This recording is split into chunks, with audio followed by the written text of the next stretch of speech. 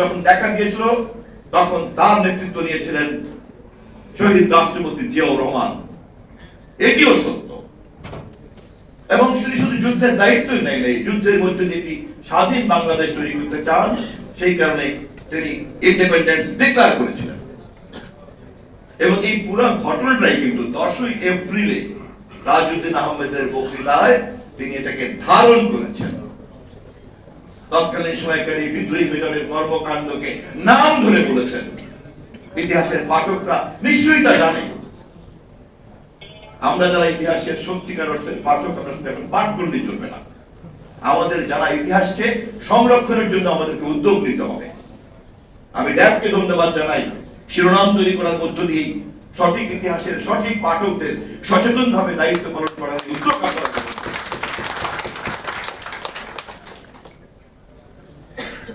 এরপরের ইতিহাসও আপনারা সবাই জানেন। আমি বহু দিকে ফোকাস করবো না, আমি শুধু ফোকাস করবো গণতন্ত্র।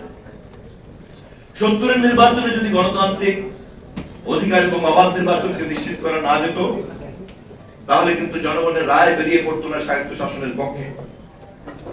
ক্ষমতা যখন হস্তান্তর করতে পাকিস্তান চায় নাই, তখন জনগণের জন্য যুদ্ধ ছাড়া কোনো উপায় ছিল না বলেই জিয়াউর রহমানের ডাকের যুদ্ধ নিয়ে স্বাধীনতা সংগ্রাম শুরু হয়েছিল। 4 এপ্রিল পেরিয়াপাড়াতে বাংলাদেশের প্রথম সামরিক বাহিনী গঠন করা হয়েছিল। তখনও পর্যন্ত আওয়ামী লীগের নেতৃত্ব কলকাতাতেও জড়ো হতে পারেন নাই। অর্থাৎ একটি দেশের রাজনৈতিক নেতৃত্ব 25শে মার্চ পর্যন্ত তাদের হাতে নেতৃত্ব থাকলো।